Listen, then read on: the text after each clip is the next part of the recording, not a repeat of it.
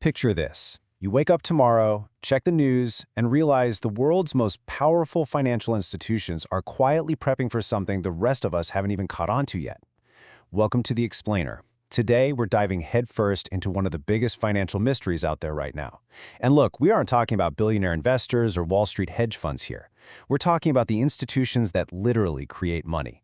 Central banks, the entities that set interest rates and dictate the direction of the entire global financial system. So what exactly do they know that we don't? Think about it for a second.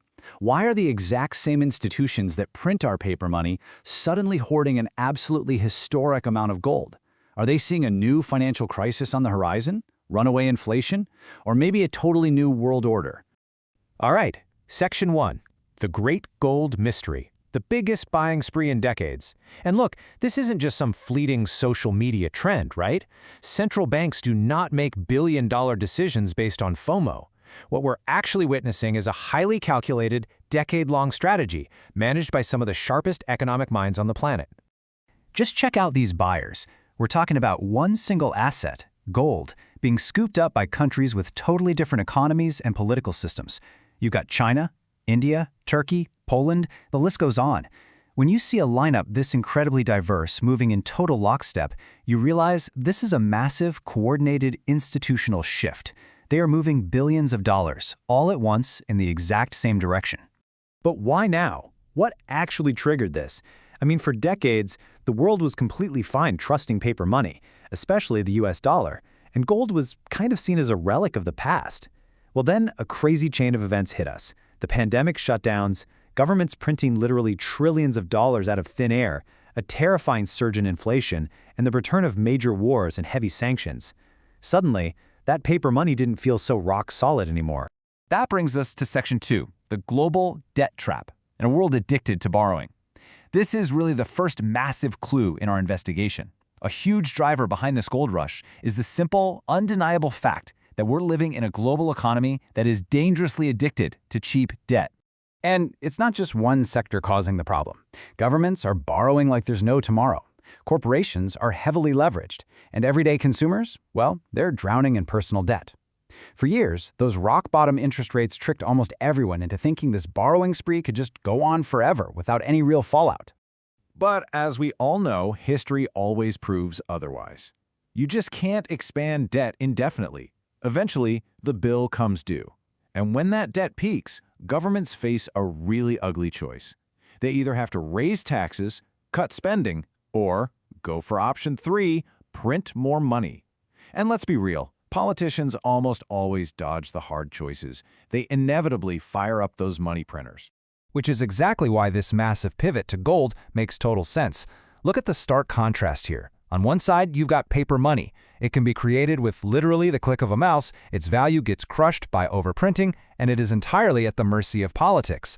On the other side, you've got gold. You can't just materialize it out of thin air in a congressional hearing. The supply is strictly finite, and it plays absolutely zero politics. It's no wonder it's been the ultimate safe haven for wealth for thousands of years.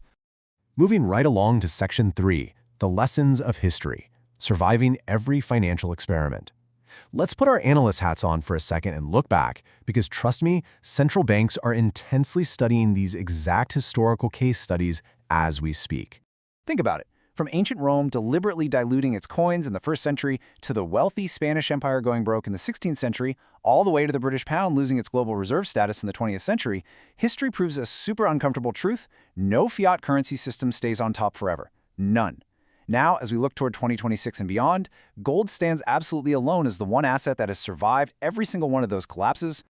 Section 4, the return of inflation, the invisible tax. Here is our second key clue. It's the return of a phenomenon a lot of folks in the developed world thought was just gone for good. But inflation isn't just about paying more at the grocery store. It is literally an invisible, relentless tax that is actively eating away at public wealth. Just look at the reality here. While average baseline incomes have pretty much flatlined, the core costs of staying alive, food, housing, healthcare, are shooting up at a terrifying pace. It's basically a real-time snapshot of your money losing its power. Even if you manage to snag a raise, the sheer speed of these rising costs means you are quietly, steadily becoming poorer. And here's the thing central banks secretly know. These structural pressures aren't going anywhere. We're talking massive government spending deficits, the insane financial weight of aging populations, trillion-dollar energy transitions, and incredibly fragile global supply chains. Combine all that, and it's practically a guarantee that high inflation is going to be a sticky, persistent problem for years to come. All right, Section 5. A new geopolitical era, the search for neutrality. The third piece of this giant puzzle is how much the global order has fundamentally shifted. We've officially entered a fractured era where trusting another country's financial system isn't just simple cooperation anymore. It's now seen as a massive, glaring strategic vulnerability. Think about it from their perspective. If you were running a sovereign government, would you want your entire national savings locked up in a foreign financial system that could just freeze your assets with a push of a button? No way. Fiat reserves carry exactly that risk. Gold, though, ultimate neutrality. It doesn't belong to any government. If trade wars or actual military conflicts break out, no foreign power can freeze your gold or weaponize it against you. So, is the US dollar losing its power? It's the absolute elephant in the room, right? Probably the most heavily debated question in economics today. Let's strip away all the sensationalism and look at this completely objectively to find the reality. The reality? The dollar is still the top dog. Most global trade is still done in dollars, and the US financial system is incredibly robust. The dollar isn't just going to collapse tomorrow morning.